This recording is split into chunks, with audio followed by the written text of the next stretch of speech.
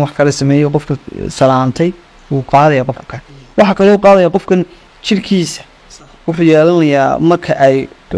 dilaan fininka jirkiisu marka la taabto dharka wuxuu qofka dharka kale uu qaadaya sidoo kale qofka taabta uu qaadaya waxa kale la sheegaa qofka partnerka haduu qaado sanahan gabadha inuu ninkeygu qaado hadii gabadhu qaado ninkeygu haduu qaadana gabadhu way qaadaysaa gibiisa jirkiisa waa bedelaysa sawiraanta aynu ku arki doono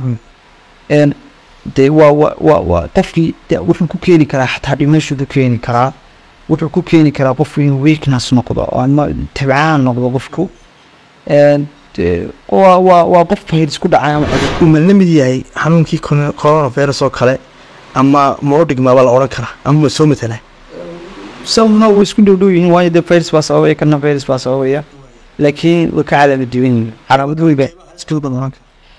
already waxa covidkii waa halis badan kan waxaa la yidhahaa sida loo bulbooninaya iminka social media loo wado maaha kulanti wacan oo wanaagsan daawadayaasha ku xiran Xogta Media TV maalmihii ugu dambeysay ama sanadihii ugu dambeysay waxa soo badanayay xanuunka loo yaqaano monkeypox ama furuqdaanyeer haddaba si aan uga ogaano xogtiisa ama xanuunkan wuxuu yahay sida waxyaabaha lagu kala qaadi karo iyo siduu u dhashaba waxaan wax ka weydiin doonaa oo martiya Kayse Faarax Caawad Kayse Abtidoon oo ah khabiir bartay dhanka caafimaadka kaasoo ku falanqayn doono bal xanuunka bartu ka yimid waxa sababa iyo waxyaabo badan oo daawan doonta ugu horeyn ku soo dhaw Xogta Media TV bal Kayse maxaa u sababa xanuunkan furuqdaanyeer korta muxuu yahay marfood kuma asatahay Cabdixkiin iyo TV-ga Xogta waan ka mahadnaqayaa sida bulshada ugu shaqeynaysaan goor walba walaal xanuunkani waxa weeyaan waa xanuun labadii cisho ugu dambeeyay loogu hadalhayn badnaa laakiin aan bilaaban hadda markii bogaska marka laga hadlayo waa cudurrada wuxuu ka tirsan yahay koox la yidhaahdo artoviruses no group la yidhaahdo virusesko groupay kala leeyihiin marka groupkaas waxay ku jira yimaadeen ruuyin mid la oran jiray Fobio laga dabar jaray dunida 1980kii oo smallpox ka oran jiray laakiin isaga waxa la helay 1980kii baa laga helay Africa siba Congo DRC ama obeega magacaan lahayn marka wax xilligaas la helay oo 1980kii baa la helay waxaana laga helay daanyeero laakiin daanyeerku isagu laftirkiisu ma aha reserve yani qof isagu ma qaado laakiin waxa qaada bakaylaha shiirka ayaa u ah primary yani ka koowaad ee qaada oo cudurkan uu ka yimid Niger marka hore marka kooxda daanyeerka waa la qaaday waa la baaray waxaana Copenhagen baa filaya inuu ahaa meeshii laga dhawaaqay in cudurkaas jiro markii dambana si notic disease oo cudurrada ka soo gudba xayawaanka ee u soo gudba muxuu ahaay bini'aadamka marka 1970kii waa kiiskii ugu horeeyay ee qofku dhacay la helay oo markaa laga helay Congo stiilna waa ka jirayo oo 2022 waa ka jirayo kiisas badan baa laga helay 14,000 ay meelahaas ayuu maraya iminka kiisaska laga helay Congo 524 waa u dhinteen intii lagu gundi jiray Congo xogtii isa tibaaxaysa WHO marka waxa weeyaan waa virus sidii la mid ahaa runtii waa isku yareeyeen COVID-19 laakiin waa ka gudub weeyaan marka waa monkeypox waa nooc halka la oran karaa uu kasoo bilaabmay xanuunkani taariikh ahaan 1970kii sano xusay ayuu ka soo bilaabmay oo kiiskii ugu horeeyay laga helay Africa laakiin waxa la yiri Africa uu ka baxay baa inta tusaale ahaan maalintii shalay oo kale 15 August waxa Sweden ayaa laga helay kiis oo kamid ah ayaa laga helay inkastoo ila taariin ba maanta Afrika wixii ugu dambeeyay laakiin waxa la sheegay imika Afrika gudaheeda in 16 dal laga helay cases badan oo imika ah sida maanta Afrika warbixin kale oo ka soo baxday show oo Dr. Ayib Xalane oo isagu dhogiisa ku soo qoray 3 case ayaa laga helay oo in ka micnay waxay Soomaaliya inay soo gaaray dee waa laga cabsi qabaa inuu somaliland u soo gudbo. bal maxaa la oran karaa dhibaatooyin uu leeyahayba dhibaatooyinkiisu runtii waa virus baa sababay.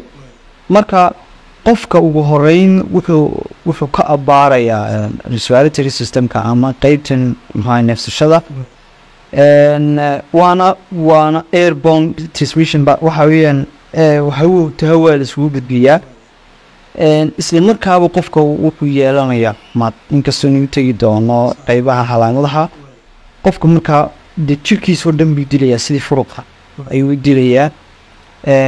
marka qofka waxa gebigiisaba jirkiisa waa bedelaya sida sawiraanta aynu ku arki doono. dee waa qofkii wuxuu ku keeni karaa xataa dhimashadu keeni karaa. wuxuu ku keeni karaa qofku inuu weakness noqdo ama tabcaan noqdo qofku. waa qof virus ku dhacay ama cudur ku way calaamadihiisa bal maxaa ka mid ah la oran karaa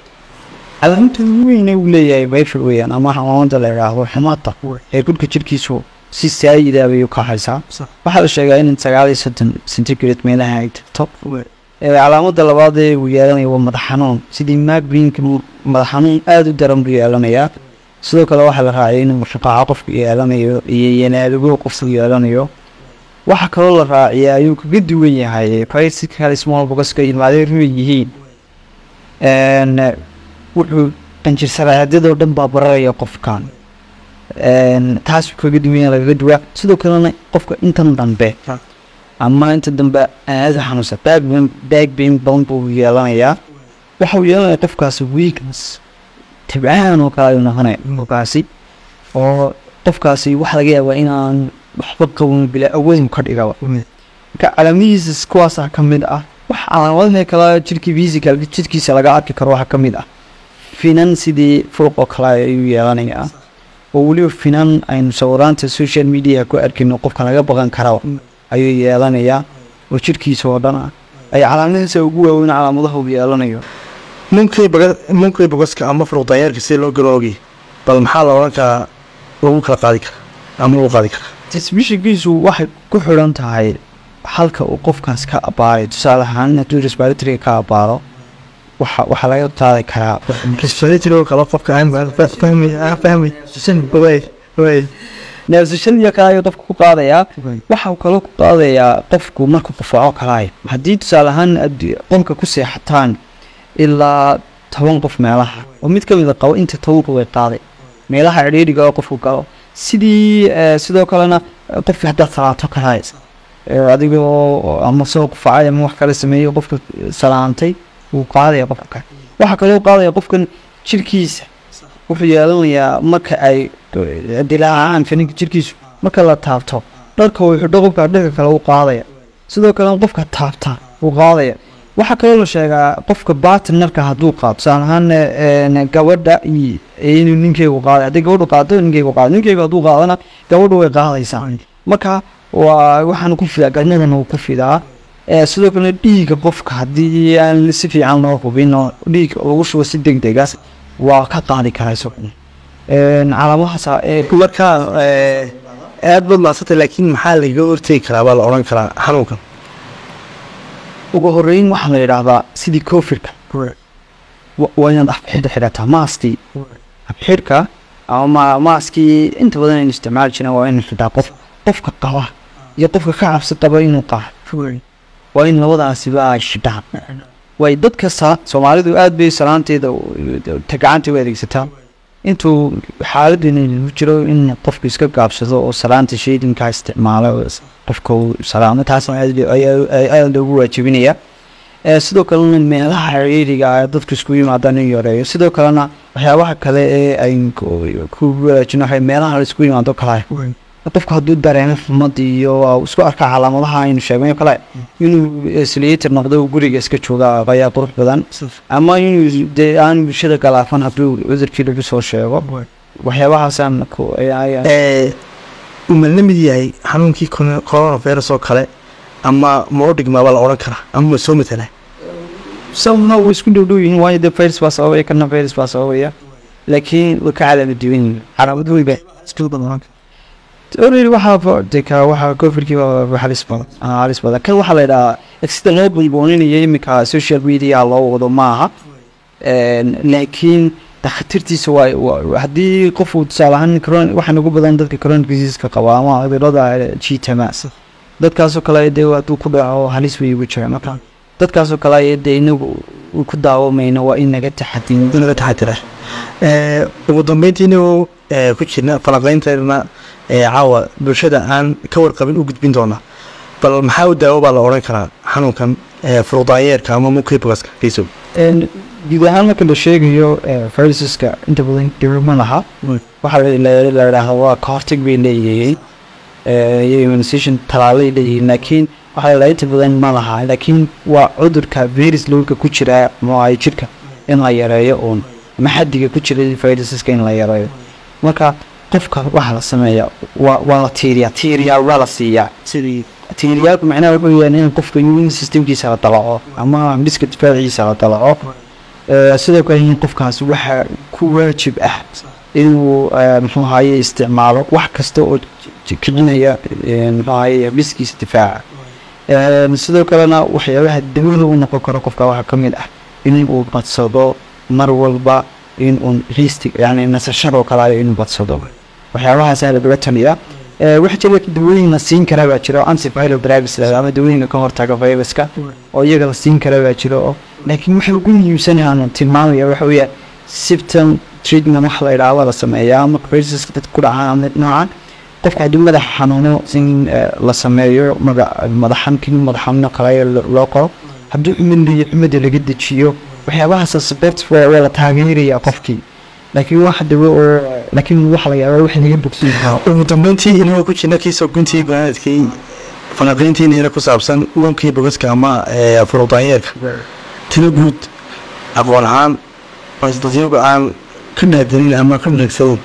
bal maxay aadbati mari lahayd laba qolon baan anigu tala siin lahaa oo aan tala soo jeedin baan leeyahay qodobka koowaad waxa weeyaan wasaaradda caafimaadka shumaniyadda Soomaaliya waa doorka weyn ka qaadan karta doorka weyn ka qaadan karta waa wacyigelin in bulshadii sidii covid-ka covid-ka xilli dambe la baraarugay in ka hor intaan in soo gaarin in wacyigelin weyn sameeyo oo ka gaaro ilaa ka degmaa oo degmada tuulada la sameeyo oo dadka lagu wacyigeliyo in waxaasi iimi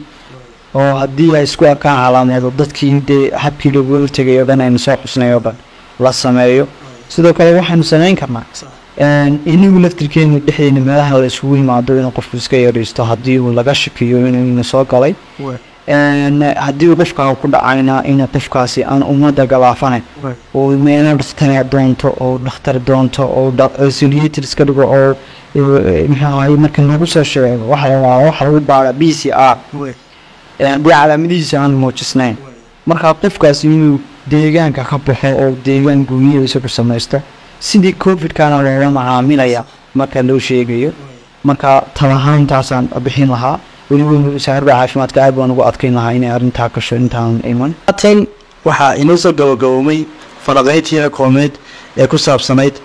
furuqdaayeerka ama monkeypoxka oo maalmihii ugu dambeysay ama sanadadii ugu dambeysay kusoo fidayay bariga bartamaha Afrika isagoo laga helay maalmihii ugu dambeysay Soomaaliya iyo Sweden waxaa falanqayntan igula jiray waqtigiisana qaaliga ay siiyay Kayse Faarac Cawad Kayse Abtidoon oo khabiir dhanka caafimaadka ama khabiir bartay caafimaadka tani waa intan kulanti dambe oo xiiso badan fi amaanillah wa salaamu calaykum wa rahmatullahi wa barakatuh